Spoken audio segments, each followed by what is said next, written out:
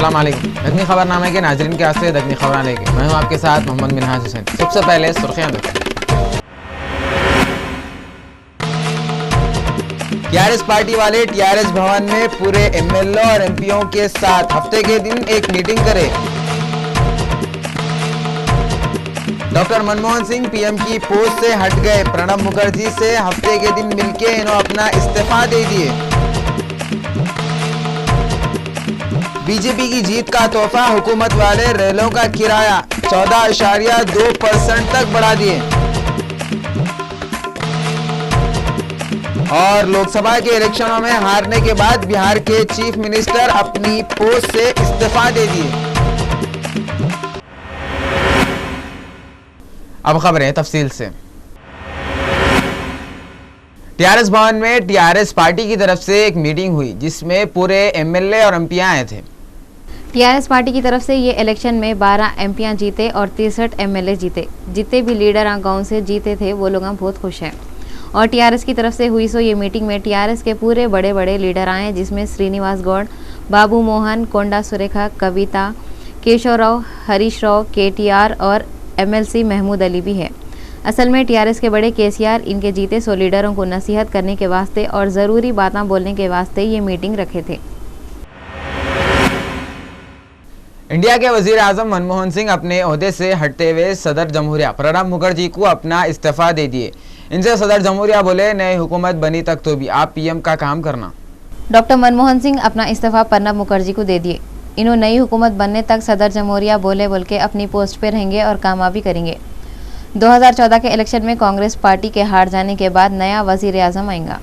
प्यारे देशवासियों, आज मैं आपको प्रधानमंत्री के रूप में आखिरी बात संबोधित कर रहा हूँ।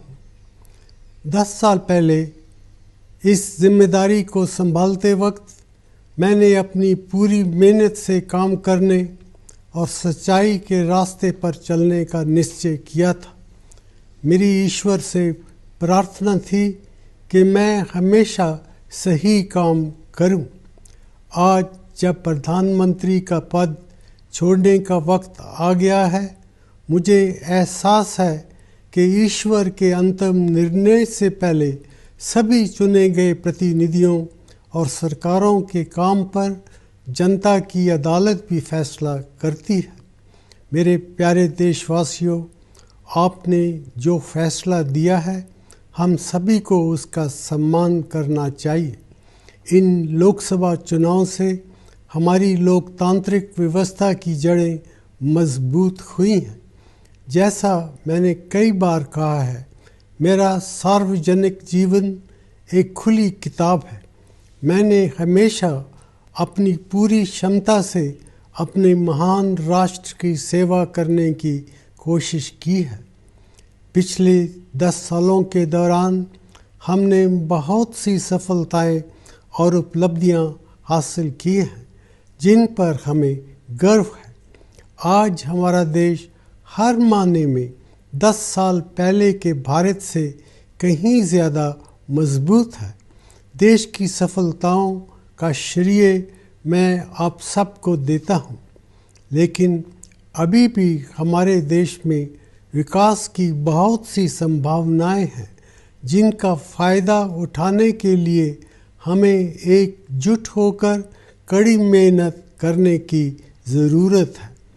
प्रधानमंत्री का पद छोड़ने के बाद भी आपके प्यार और मोहब्बत की याद हमेशा मेरे जहन में ताज़ा रहेगी।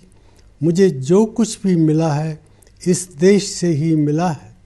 एक ऐसा देश जिसने बंटवारे के कारण बेघर हुए एक बच्चे को इतने ऊंचे पद तक पहुंचा दिया। ये एक ऐसा कर्ज है जिसे मैं कभी अदा नहीं कर सकता। ये एक ऐसा सम्मान भी है जिस पर मुझे हमेशा गर्व रहेगा। मित्रों, मुझे भारत के भविष्य के बारे में पूरा इत्मीनान है। मुझे पक्का विश्वास है कि वो समय आ गया है जब भारत दुनिया की बदलती हुई अर्थव्यवस्थाओं में एक महत्वपूर्ण शक्ति के रूप में उभरेगा। परंपरा को आधुनिकता के साथ और विविधता को एकता के साथ मिलाते हुए हमारा देश दुनिया को आगे का रास्ता दिखा सकता है। अपने महान देश की सेवा करने का मौका मिलना मेरा सौभाग्य रहा है। मैं इससे ज़्यादा कुछ और नहीं मांग सकता था। मेरी शुभकामना है कि आने वाली सरकार अपने कामकाज में हर तरह से सफल रहे। मैं अपने देश के लिए और भी बड़ी सफलताओं की कामना करता हूँ। धन्यवाद। जय हिंद।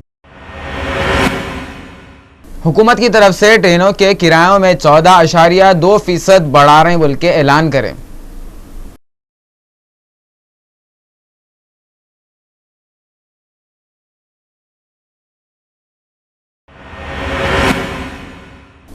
बिहार के चीफ मिनिस्टर नीतीश कुमार अपने ओहदे से इस्तीफा दे दिए। इन्होंने लोकसभा इलेक्शन में अपनी पार्टी की हार के बाद गवर्नर वाई.एल. पटेल को अपना इस्तीफा दे दिए।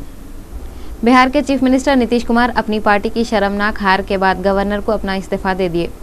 उन्होंने ख्वाब में भी नहीं सोचे थे उनकी पार्टी का इतना बुरा हाल होगा और इन्होंने 17 साल से बीजेपी की एनडीए का सपोर्ट करे थे और ये इलेक्शन में भी उनका इरादा बीजेपी की एनडीए को सपोर्ट करने का था। मगर जैसे ही बीजेपी वाले मोदी को वजीर आजम के उम्मीदवार के वास्ते इलेक्शन में ठहरा रहे हैं बोल के ऐलान करे, इन्हों फौरी बाजू हट गए और थर्ड फ्रंट में घुस गए।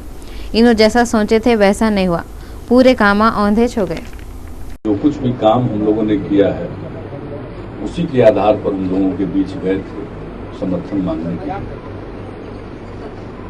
तो अपेक्षित समर्थन हमें नहीं मिला।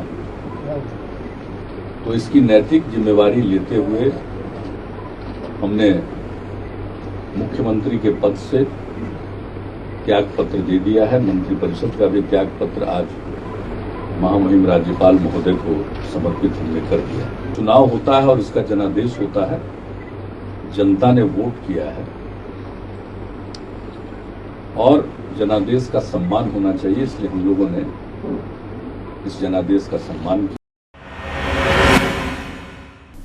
वाईएसआर कांग्रेस पार्टी के बड़े जगन मोहन रेड्डी बोले, इंडिया में मोदी की लहर और टीडीपी के चंद्रबाबू नायडू के झूठे वादों की वजह से इन्हों सीमांध्रा में हार गए कहते।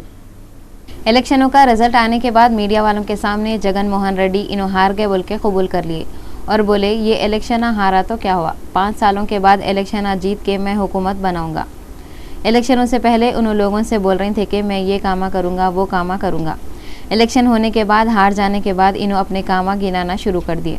जगन बोले, गए 5 सालों से मैं लोगों के प्रॉब्लम हल करने के वास्ते लोगों के बीच में रह रहा था, मगर इंडिया में मोदी की लहर और चंद्रबाबू नायडू के झूठे वादों पे लोग भरोसा कर लिए। जगन पहले तो ओंठ लेके दिल की भड़ास निकालिए और बाद में बोले कि मेरे को हार से कुछ भी फर्क नहीं पड़ा, मैं और 5 सालों तक पब्लिक की भलाई और तकलीफां दूर करने के वास्ते अपोजिशन में बैठ के कामा करते रहूँगा। मध्य प्रदेश के चीफ मिनिस्टर शिवराज सिंह चौहान लोकसभा के इलेक्शनों में कांग्रेस पार्टी खुद पार्टी के लीडरों के गुरूर की वजह से हारी बोल के दावा करे। मीडिया के लोगों से बातें करते हुए शिवराज सिंह चौहान बोले, कांग्रेस के लीडर हमेशा दूसरे लीडरों पे इल्जाम लगाते थे और पब्लिक इन लोगों की लड़ाई झगड़े से बेजार होकर अब के इलेक्शन में उनको हरा दी। इन्होंने ये भी बोले, कांग्रेस के लीडरों को बहुत गुरूर है और इन लोग हमेशा दूसरों के साथ लड़ाइयाँ झगड़े करते रहे और बीजेपी वाले मुल्क को तरक्की दिलाते बोल के वोटां लेके जीत गए। इन्होंने ये भी बोले कि हम लोग एक अच्छे और तरक्की कर रहा सो मुल्क का ख्वाब देखे थे जो बहुत जल्दी पूरा हो जाता कहते। बीजेपी के बड़े लीडर एल.के. अडवाणी नरेंद्र मोदी को मुबारकबाद देते हुए पार्टी की कामयाबी का सेहरा उनके सर पे बांधने के बजाय पार्टी की जबरदस्त जीत में इनका कितना हिस्सा है बोल के सवाल करे। अडवाणी और मोदी के पहले से ताल्लुकात अच्छे नहीं है। इलेक्शन का रिजल्ट आते ही अडवाणी मोदी को फ़ोन करके मुबारकबाद दिए और मीडिया वालों से बातें करते हुए बोले, ऐसा इलेक्शन इंडिया की तारीख में नहीं हुआ।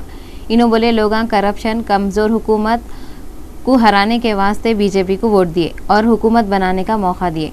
इन्हों एक अच्छी बात बोले, अब सियासत में है सो लीडर ना, ये रिजल्ट से सबक सीखना। कई को बोले तो अब बनने वाली हुकूमत भी पहले के वैसी कामा करी तो कांग्रेस का ही हाल हो जाता। अडवाणी ये बोले, हम अब ऐसे मुकाम पे हैं जहां पहले कभी भी नहीं पहुंचे थे। इन्हों नरेंद्र मोदी और आरएसएस की कोशिशों की भी तारीफ करे। आम आदमी पार्टी के खास आदमी अरविंद केजरीवाल उनकी पार्टी इलेक्शन में पैदल हो गई तो बोले हम लोग अच्छी शुरुआत करें। आम आदमी पार्टी पूरे हिंदुस्तान में अपने उम्मीदवारों को पार्लियामेंट के इलेक्शन में ठहराई थी, मगर सिवाय पंजाब में 4 सीटें जीतने के पूरे मुल्क में उसका नामो निशान बाकी नहीं रहा। इस पे भी गिरे तो गिरे टांग ऊंची बोले जैसा केजरीवाल ये बोल रहे हैं अभी तो हमारी शुरुआत है। अरविंद केजरीवाल ये भी बोले हम लोग और अच्छा मुजाहरा कर सकते थे, तो रोका कौन। आम आदमी पार्टी वो पार्टी है जिसको हिंदुस्तान के आम आदमियाँ खाली 6 महीनों में असम्बली इलेक्शन में दिल्ली की हुकूमत पे बिठा दिए थे, मगर अरविंद केजरीवाल थोड़े ही दिनों में हुकूमत को रोड पे ला दिए। अरविंद केजरीवाल का ओवर कॉन्फिडेंस उनको और उनकी पार्टी को सतरोल कर दिया। नरेंद्र मोदी जिसकी पूरे मुल्क में हवा चल रही थी, एहतियातन 2 जगह से इलेक्शन लड़े। केजरीवाल जिनके पास ना तो धन है ना तो दम है, एक ही जगह से इलेक्शन लड़े, वो भी नरेंद्र मोदी के खिलाफ। एक कमज़ोर, बीमार और भूखा प्यासा आदमी अगर एक पहलवान से घस लिया तो उसका साफ मतलब है उन्हें खुदकुशी करना चाह रहा। अरविंद केजरीवाल को पंजाब के नतीजे पे हैरत और दिल्ली के नतीजे पे अफसोस हुआ करते। दिल्ली वालों को भी तो उनके फैसलों और हरकतों पे अफसोस हुआ था। दिल्ली के लोग उन पे भरोसा करके एक साफ सुथरी हुकूमत आएंगी बोल के उनको बिठाए थे, मगर उन्होंने 2 महीनों के अंदर इस लोगों के उम्मीदों पे झाड़ू फिरा दिए। पंजाब में लीड कर रही है तो ये एक अच्छी शुरुआत है। हम लोगों के लिए पहला चुनाव था, लेकिन दिल्ली में थोड़ी सी निराशा हुई है। दिल्ली में हम अच्छा कर सकते थे। Do you think that you focus too much on the larger picture? Is it focusing too much on the larger picture, going contesting on so many seats? Was that a mistake, Arvind? No, मैं हमेशा ये कहता रहा हूँ ये चुनाव हमारे नहीं है। हमारे पास तो ना पैसा था ना रिसोर्सेज हैं। जैसे दिल्ली के अंदर भी 70 सीटों पे लड़े तो वो तो जनता के चुनाव थे। ये बहुत इंटरेस्टिंग है। इस देश के अंदर बहुत बड़ी चर्निंग चल रही है इस टाइम। कहाँ पे जनता आपका साथ देगी, कहाँ पे जनता साथ नहीं देगी, ये लड़ाई भी बहुत लंबी है, आपको पता ही नहीं है। इसीलिए जो कई बार ये क्वेश्चन पूछा जाता है कि आपने हर जगह कैंडिडेट्स खड़े किए, हमने तो एक प्लेटफॉर्म दिया है। उसमें कहाँ लोग समर्थन करेंगे, कहाँ लोग समर्थन नहीं करेंगे, आपको पता ही नहीं है। हमें भी उम्मीद नहीं थी कि पंजाब में इस तरह का समर्थन मिलेगा, और हमें उम्मीद ये भी नहीं थी कि दिल्ली में इतना कम वो समर्थन मिलेगा। तो ये सारी चीज़ें हैं, अगले 3-4 दिन में बैठेंगे इसके ऊपर। बीजेपी की जबरदस्त जीत पे आरएसएस के जनरल सेक्रेटरी खुश होकर बोले पूरे मुल्क के लोगों के साथ एक जैसा सलूक करना हुकूमत का फर्ज रहेगा। एक प्रेस कॉन्फ्रेंस में आरएसएस के जनरल सेक्रेटरी सुरेश भैया जोशी बोले ये इलेक्शन एक इनकलाबी इलेक्शन था। पूरे मुल्क के लोग बीजेपी को ज़बरदस्त तरीके से ऐसा जिताए जिसकी मिसाल इंडिया की तारीख में नहीं मिलती। जोशी बोले नई हुकूमत सबको लेके चलना ज़रूरी है। हिंदुस्तान के 125 करोड़ लोग अपने लोग हैं, अपने मुल्क के लोग हैं। उनके मज़हब, ज़ात पात, सूरतां, शक्लां, लिबासां, खाना पीना अलग हो सकता, मगर मुल्क तो एक ही है। सब हिंदुस्तानियाँ हैं। इस वास्ते सबके साथ हुकूमत एक जैसा सलूक करना। ये पूछने पे कि बीजेपी का रिमोट कंट्रोल आरएसएस के हाथों में है, उन्होंने बोले ये गलत बात है। यूपीए और इसके साथ के पार्टियों को हरा के इन लोगों से ज़्यादा वोटा लाने वाली पार्टी बीजेपी के पीएम के उम्मीदवार नरेंद्र मोदी की असल आजमाइश तो अब शुरू है। मोदी की पार्टी सेंटर में जीत तो गई, मगर क्या मोदी जो वादे करे कि उन्होंने गुजरात मॉडल पूरे मुल्क में फैलाएंगे, क्या उसको पूरा कर सकते? इसमें कुछ भी शक नहीं है कि मुल्क के पूरे लोग मोदी को ये सोच के वोटां डाले कि मोदी रिश्वत ख़त्म करेंगे और रोज़ाना जो परेशानियां हो रही उसको कम करेंगे और महंगाई कम करके चीज़ें सस्ते करेंगे। थोड़े बहुत लोग फ़िरका परस्ती की वजह से बीजेपी को वोटां डाले, मगर कितने की लोग तो गुजरात की तरक्की को देख के उसके बारे में सुन के बीजेपी को वोट डाले और मोदी को जिताए कि मोदी गुजरात को जैसा तरक्की दिलाए वैसे इंडिया को भी दिलाते होंगे। ये हिसाब से देखें तो लोगों के उम्मीदें बहुत ज़्यादा बढ़े हुए हैं। मोदी के वास्ते अब ये असल इम्तिहान है और देखना यह है मोदी लोगों के उम्मीदों पे कितना खरा उतरते और उन लोगों से जो पूरे इंडिया में फिर के वादे करे थे वो वादे कितने पूरे करते। अब देखना यह है कि मोदी पीएम की कुर्सी पे बैठ के इंडिया को बर्बाद कर देते या फिर इंडिया को कामयाबी दिलाते। चंद्रायन गुट्टे से चार मीनार तक किशनबाग में हुए सो वाक़ये पे पीस रैली निकाले। ये रैली में पुलिस के RAF, APSP, BSF, south zone की पुलिस के लोग भरे हुए थे। फलकनुमा के एसीपी पीएमए बारी, चंद्रायन गुट्टा के इंस्पेक्टर श्रीनिवास के अलावा पब्लिक भी थी। ये पीस रैली इस वास्ते निकाले कि हम सब एक है और लड़ना झगड़ना बुरी बात है।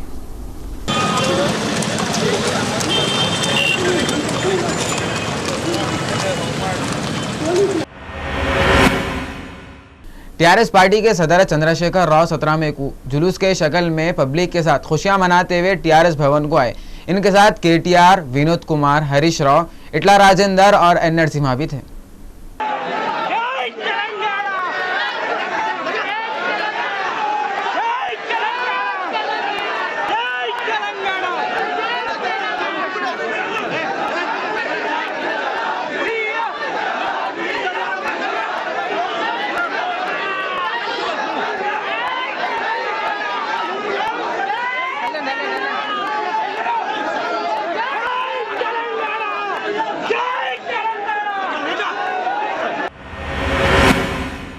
तेलुगु देशम के लीडर चंद्रबाबू नायडू अपनी पार्टी की जबरदस्त जीत के बाद 17 मई को अपने बेटे, अपनी बीवी और अपने बहू के साथ एनटीआर घाट को जाके एनटीआर की खबर पे फूला चढ़ाए और एमएलए श्रीनिवास भी जब उनके साथ थे।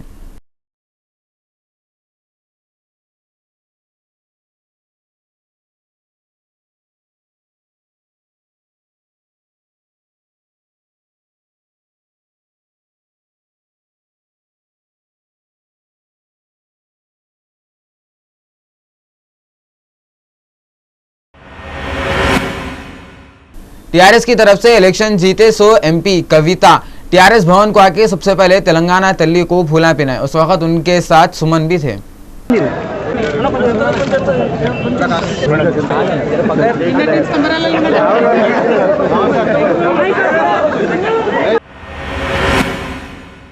टीआरएस पार्टी की तरफ से बोधन से जीते सो एमएलए शकील टीआरएस भवन में रूबी रियल के नुमाइंदे से बात करते हुए बोले इन्हों माइनॉरिटी की भलाई के वास्ते कामा करेंगे और ये बोले पार्टी की तरफ से कौन सा भी इनको बड़ा ओहदा दिए तो इन्हों कबूल करते कहते।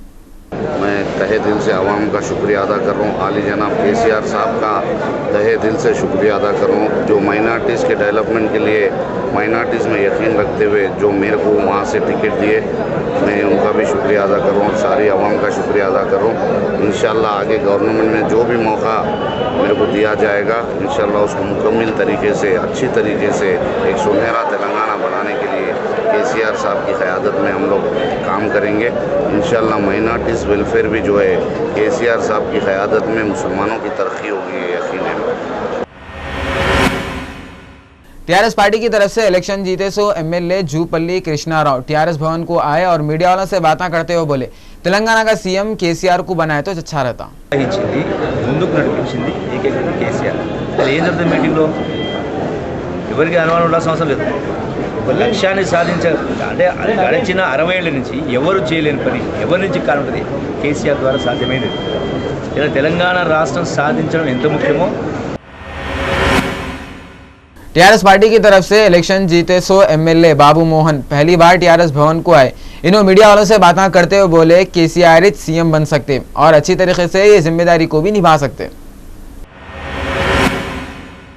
इलेक्शन में कभी कभी अलग ही दिलचस्प इत्तेफाक हो जाते। महबूबनगर डिस्ट्रिक्ट में अब के इलेक्शन में ठहरे सो 3 बड़े लीडरों के नाम इत्तेफाक से जे से शुरू होने वाले थे। महबूबनगर से अब के लोकसभा के वास्ते इलेक्शन लड़ने वाले कांग्रेस के जयपाल रेड्डी थे, इनका नाम जे से शुरू होता। दूसरे थे बीजेपी के जनार्दन रेड्डी, इनका नाम भी जे से शुरू होता। और तीसरे थे टीआरएस के जितेंद्र रेड्डी। तीनों रेड्डियां और तीनों के नाम अभी जे से शुरू होने वाले, मगर तीनों की किस्मत अलग अलग थे। इस वास्ते तीनों को कम ज़्यादा वोटा मिले। टीआरएस की किस्मत में जीत लिखी हुई थी। जितेंद्र रेड्डी कांग्रेस पार्टी के धारकारी लीडर और सेंटर में पहले थे। सो सेंटर के मिनिस्टर जयपाल रेड्डी को 4800 वोटों से हरा के कांग्रेस के लोगों के मुंडों को हैरत से खुल जाने पे मजबूर कर दिए। तेलुगु फिल्मों की पहले की हीरोइन रोजा चित्तूर के हल्के नगारी से बहुत ही मामूली वोटों से जीत गए। पूरे इंडिया में बीजेपी की लहर चल रही थी। ये लहर में जो बीजेपी के सपोर्टर थे कामयाब हो रहे थे। चंद्रबाबू नायडू मौके की नज़ाकत को देख के दीवार की बिल्ली कूदे जैसा इंडिया की तरफ कूद गए। सीमांध्रा में इनकी पार्टी को ज़बरदस्त कामयाबी मिली, मगर वो बोलते नहीं खुदा मेहरबान। तो अब आप लोग समझ गए होंगे। वैसे वाईएसआर कांग्रेस पार्टी से ज़िला चित्तूर के हल्के नगारी से ठहरने वाली रोजा की किस्मत में जीत लिखी हुई थी। इन्होंने फ़कत 858 ज़्यादा वोटा लेके तेलुगु देशम के पुराने लीडर और पहले के मिनिस्टर जी मुद्दू कृष्णमा नायडू को हरा दिए। रोजा को वाईएस राजशेखर रेड्डी के दौर में कांग्रेस की एक फेमस लीडर मानते थे। रोजा वाईएसआर कांग्रेस पार्टी से ठहर के जीत तो गए, मगर जगन मोहन रेड्डी आंध्र के चीफ मिनिस्टर नहीं बन सके। इनके दिल के अरमा आंसुओं में बहके जैसा हो गया। पहले के सेंटर के वजीर जयपाल रेड्डी के घर पे रियासत के कित्ते की लीडरों की मीटिंग हुई। पहले थे सो कांग्रेस के सेंटर के वजीर जयपाल रेड्डी के घर पे कांग्रेस के कित्ते की लीडरां मिलके एक मीटिंग करें। ये पूरे लीडरां मिलके तेलंगाना में कांग्रेस पार्टी इतना बुरा कई को पैदल हुई बोल के सोचे। अब सोचने से अफसोस करने से क्या होगा, जब चुड़िया चुग गई खेत। पहाड़ी शरीफ के एरिया में चोरी के हिस्सों को रोकने के वास्ते पुलिस वाले एक बेहतरीन फार्मूला निकाले। कित्ते के दिनों से पहाड़ी शरीफ के एरिया में चोरा आम लोगों के साथ साथ पुलिस वालों की नाक में भी दम कर दिए। इसके वास्ते वहाँ के सीआई भास्कर रेड्डी पब्लिक से रिक्वेस्ट करे कि अगर तुम लोग घरों को बंद करके 2-3 दिनों के वास्ते कहीं भी जा रहे हैं तो पुलिस स्टेशन को आके इतला दियो। इन्हों बोले पुलिस वाले तुम्हारे घरों की देखभाल करेंगे। और इन्हों ये भी बोले घर में अगर सोना चांदी है तो इसको बैंक के लॉकरों में रखो। वो एरिया में कोई भी नया आदमी दिखा तो पुलिस वालों को बोलो, पुलिस वाले उन लोगों को पकड़ लेते। इन्हों बोले अगर ऐसा करेंगे तो पहाड़ी शरीफ में चोरी के जो केसा हो रहे वो कम होंगे। ఎవరైనా అనుమానాస్పదంగా కిరాయి తీసుకుని ఉండటం అలాంటిది చేస్తే వాళ్ళకి ఏమన్నా దొంగల లాంటిది అనే అనుమానం ఉంటే ఇమీడియట్గా మాకు కాల్ చేసి చెప్తే మేము అది వెరిఫై చేస్తాం. ఇలా చెప్పినప్పుడు ఎవరు చెప్పారనే విషయం మేము ఎవరు కూడా చెప్పం, సీక్రెట్గా ఉంచుతాం. ఇలాంటి ఏదైనా కూడా మాకు చెప్పి పోలీసు వాళ్ళకి సహకరించి ఈ ప్రాంతంలో పాడిశేరి పీస్ ప్రాంతంలో ఎలాంటి దొంగతనాలు జరగకుండా దొంగతనాలను నిరోధించడానికి ప్రజలందరూ సహకరించాలని ఈ సందర్భంగా आंध्र प्रदेश सेक्रेटरिएट एसोसिएशन के एम्प्लॉयज के वास्ते स्पोर्ट्स वैलिडिक्टरी फंक्शन रखे। आंध्र प्रदेश सेक्रेटरिएट एसोसिएशन के एम्प्लॉयज़ के वास्ते एनुअल स्पोर्ट्स वैलिडिक्टरी फंक्शन 17 मई को 3:30 बजे डी ब्लॉक कॉन्फ्रेंस हॉल में करे। इसमें डॉक्टर पी.के. मोहंती IAS और LV सुब्रमण्यम आए थे। सी हरीश कुमार रेड्डी, M. भानु किरण, जी रामाकृष्णा, S. रामैया, GVS वरालक्ष्मण खास मेहमान थे। पहले के क्रिकेट कप्तान मोहम्मद अजहरुद्दीन और पहले के क्रिकेट खिलाड़ी मोहम्मद कैफ इलेक्शन के मैदान में कांग्रेस का बैट लेके उतरे थे, मगर बीजेपी के खिलाड़ियां इन लोगों कुछ बोल्ड करके आउट कर दिए। इंसान की जिंदगी में कभी खुशी कभी गम, कभी जीत कभी हार, कभी खेल का मैदान तो कभी सियासी ग्राउंड। ऐसे हिंदुस्तान के पहले के क्रिकेट कैप्टन अजहरुद्दीन के साथ थोड़े थोड़े दिनों को फिल्म के सीना बदले जैसा उनके दिना बदलते रहते। उन्होंने जब फॉर्म पे थे उन पे मैच फिक्सिंग का इल्ज़ाम लगा के घर में बिठा दिए थे। उन्होंने सियासी मैदान में कूद गए। 2009 के इलेक्शन में कांग्रेस के टिकट पे मुरादाबाद से MP के वास्ते जीत भी गए। अब के भी उन्होंने कांग्रेस के टिकट पे राजस्थान के टोनिक सिवाई माधोपुर से ठहरे थे, मगर ये हल्का उनको रास नहीं आया। अजहरुद्दीन को बीजेपी के उम्मीदवार सुखवीर सिंह जौनपुरिया हरा दिए। जौनपुरिया को 5,48,179 वोटा मिले। अजहरुद्दीन को 41,268 वोटा मिले। अजहरुद्दीन 1,35,311 वोटों से हार गए।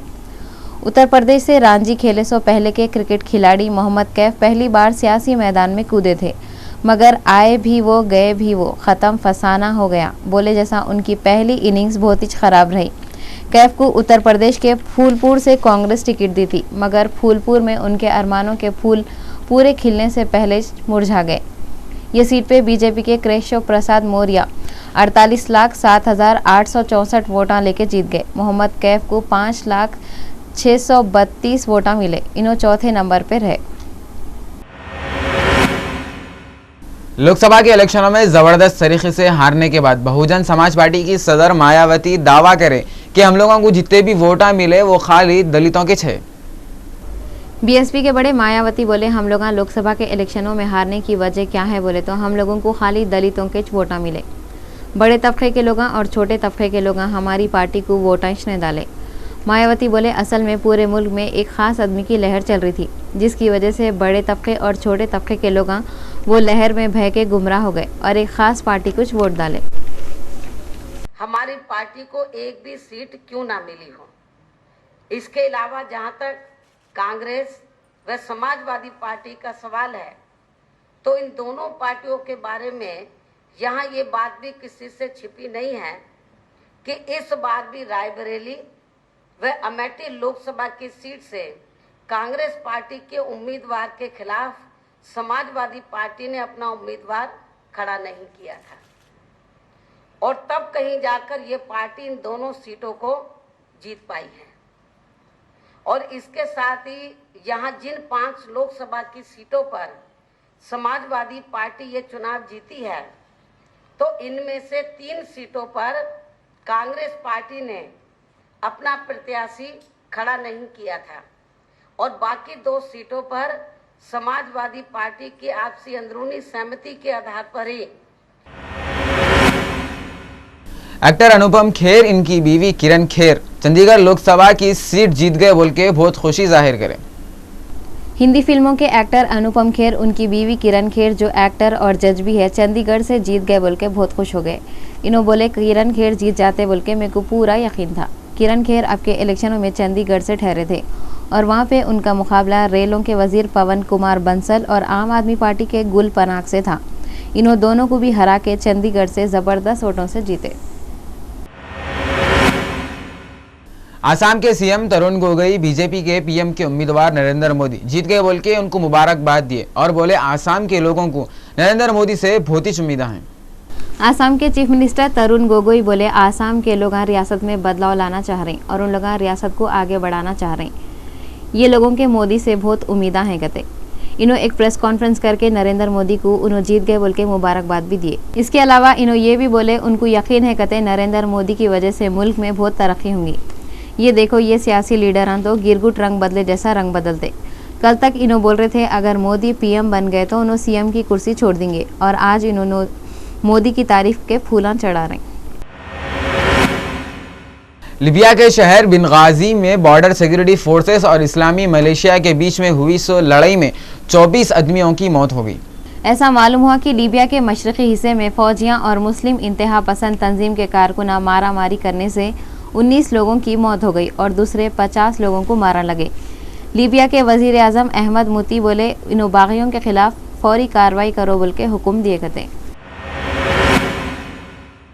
केनिया के सदर मुकाम नैरोबी में एक के पीछे एक हुए 2 बम धमाकों में कम से कम 10 आदमियां मर गए और 70 आदमियां जख्मी हो गए। मीडिया वाले बोले पहला बम एक मिनी बस में फूटा और दूसरा बम नैरोबी के सेंटर में है गेकोम्बा मार्केट में फूटा। उधर बरतानिया फॉरेन मिनिस्ट्री की तरफ से कीनिया में हमलों की वार्निंग के बाद किते की बरतानिया के टूरिस्टों को समंदर के किनारे के शहर मोम्बासा से हटा लिए और बरतानिया के टूरिस्ट कंपनियां वाले किते की फ्लाइटें भी कैंसिल कर दिए। पाकिस्तान की मशहूर सिंगर नूरजहां की बेटी जिले हुमा का जुमे को इंतकाल हो गया। पाकिस्तान की सबसे फेमस लेडी सिंगर नूरजहां की बेटी जिले हुमा का इंतकाल हो गया। उन्होंने मरे वक्त 70 साल के थे। जिले हुमा की आवाज़ भी अपनी अम्मा की आवाज़ के जैसा बहुत अच्छी थी। उनको बीपी और शुगर हो गया था और उनका इलाज दवाखाने में चल रहा था। थोड़े दिनों से उनकी तबीयत बहुत ही ख़राब हो गई थी और उनको वेंटिलेटर पर रखे थे। 16 मई को वो आवाज़ जो दिलों को सुकून देती थी हमेशा के वास्ते खामोश हो गई। जिले हुमा नूरजहां के पहले शौहर शौकत हुसैन रिजवी की बेटी है। शौकत हुसैन अपने ज़माने में बम्बई के मशहूर फिल्म प्रोड्यूसर डायरेक्टर थे। जिले हुमा अपनी अम्मा और अम्मा के उस्ताद ग़ुलाम अली से गायकी सीखे थे। इन्हों सूरत शक्ल से अपनी अम्मा में बहुत मिलते जुलते थे, यहाँ तक कि उनकी आवाज़ भी नूरजहां से मिलती जुलती थी। उनको 4 बेटे हैं। मलाबार गोल्ड ज्वेलर्स वालों के पास 17 मई को 1 तोला सोने की कीमत ये रही। 22 कैरेट सोना 27,330 रुपये और 24 कैरेट सोना 28,900 रुपये। अब अपन तेलंगाना के 10 जिलों के मौसम के बारे में देखेंगे। हैदराबाद कम से कम 28 दर्जे हरारत और ज़्यादा से ज़्यादा 39 दर्जे हरारत। वरंगल कम से कम 31 और ज़्यादा से ज़्यादा 41। रंगारेड्डी कम से कम 28 और ज़्यादा से ज़्यादा 39। करीमनगर कम से कम 27 और ज़्यादा से ज़्यादा 38। निज़ामाबाद कम से कम 30 और ज़्यादा से ज़्यादा 39। आदिलाबाद कम से कम 31 और ज़्यादा से ज़्यादा 40। मेदक कम से कम 28 और ज़्यादा से ज़्यादा 39। महबूबनगर कम से कम 28 और ज़्यादा से ज़्यादा 39। खम्मम कम से कम 29 और ज़्यादा से ज़्यादा 45। और नलगुंडा कम से कम 28 दर्जे हरारत और ज़्यादा से ज़्यादा 39 दर्जे हरारत रिकॉर्ड करें। आखिर में एक बार सुर्खियां फिर देखो। टीआरएस पार्टी वाले टीआरएस भवन में पूरे एमएलए और एमपीओ के साथ हफ्ते के दिन एक मीटिंग करे। डॉक्टर मनमोहन सिंह पीएम की पोस्ट से हट गए। प्रणब मुखर्जी से हफ्ते के दिन मिलके इन्होंने अपना इस्तीफा दे दिए। बीजेपी की जीत का तोहफा हुकूमत वाले रेलों का किराया 14.2% तक बढ़ा दिए। और लोकसभा के इलेक्शनों में हारने के बाद बिहार के चीफ मिनिस्टर अपनी पोस्ट से इस्तीफा दे दिए। नाजरीन, दक्कनी खबरनामे में बस इतना और अच्छी खबरें लेके मैं फिर आता हूँ। जब तक देखते रहो रियल चैनल और हंसते मुस्कुराते रहो। अल्लाह हाफिज़।